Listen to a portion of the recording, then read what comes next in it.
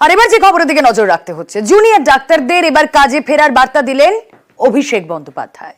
Social মিডিয়ায় তৃণমূলের সর্বভারতীয় সাধারণ সম্পাদক লিখেছেন, জুনিয়র ডাক্তারদের দাবি মেনে সেই সব কিছু পূরণ করেছে রাজ্য সরকার, আর এবার তাদের কর্মবিরতি প্রত্যাহারের বিষয়ে ভাবা উচিত।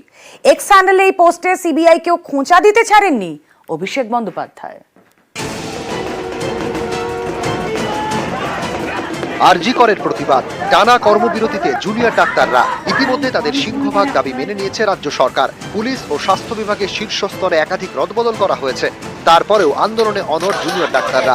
এই পরিস্থিতিতে এবার আন্দোলনকারী জুনিয়র ডাক্তারদের কাজে ফেরার আহ্বান জানালেন তৃণমূলের সর্বভারতীয় সাধারণ সম্পাদক অভিষেক বন্দ্যোপাধ্যায়। সোশ্যাল মিডিয়ায় তিনি লিখেছেন, প্রথম দিন থেকে আমি নিরাপত্তার প্রশ্নে চিকিৎসকদের উদ্বেগকে সমর্থন জানিয়ে আসছি। আমি বরাবরই বলেছি, কয়েকটি বাদ দিয়ে জুনিয়র ডাক্তারদের অধিকাংশ উদ্বেগ যুক্তিসঙ্গত। সুপ্রিম কোর্টের নির্দেশ মতো কাজ করছে রাজ্য সরকার। রাজ্য সরকার সুপ্রিম কোর্টে জানিয়েছে, হাসপাতাল এবং মেডিকেল কলেজগুলির পরিকাঠামোগত উন্নয়ন এবং নিরাপত্তার উন্নতির জন্য বেশিরভাগ কাজই চলছে। আশা করা যায় সেই সব কাজ 14 দিনের মধ্যে শেষ হয়ে যাবে।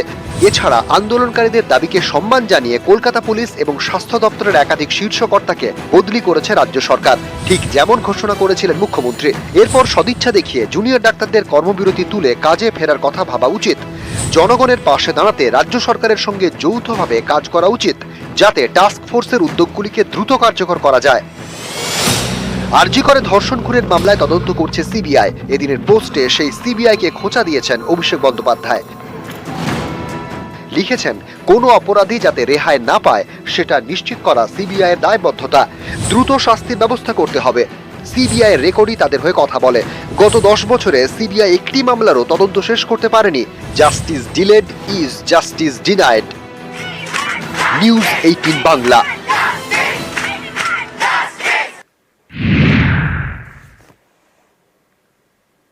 আর এখনো কর্মবিরতিতে অনড় জুনিয়র চিকিৎসকরা। আজ ফের রাজ্য জুনিয়র চিকিৎসক বৈঠক। সন্ধ্যে 6:30 আমাদের সকলের নজর, কারণ নবান্ন সভাঘরে বৈঠক আন্দোলনকারীদের, আর তাদের দাবি মেনে ফের বৈঠক।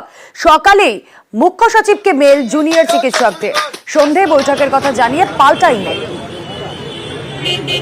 সোমরাজ প্রতিনিধি রয়েছেন এই মুহূর্তের সঙ্গে। সোমরাজ, সন্ধ্যে 6:30 আবারও বৈঠক, মুখ্য সচিবকে চিঠি লিখেছিলেন তারা, কি হতে চলেছে এবার?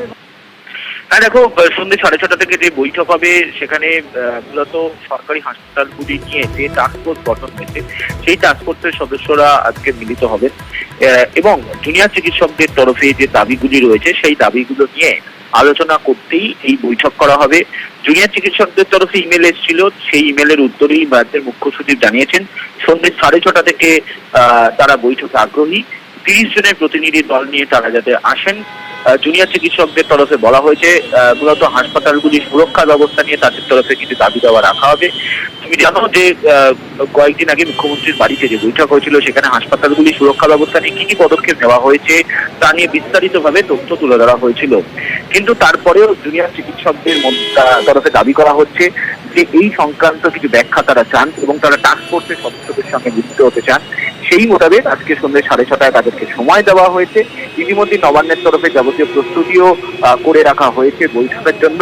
রাজ্যের মুখ্য সচিব ইতিমধ্যে নবান্ন সভাঘরে কিছুক্ষণের মধ্যেই ঢুকবেন এবং তাদের জন্য রাজ্য সরকারের যারা প্রতিনিধিরা রয়েছেন, অর্থাৎ মুখ্য সচিব, স্বরাষ্ট্র সচিব, ডিজি, তারা অপেক্ষা করবেন যতক্ষণ না পর্যন্ত জুনিয়র চিকিৎসকরা রয়েছেন এবং তাদের তরফে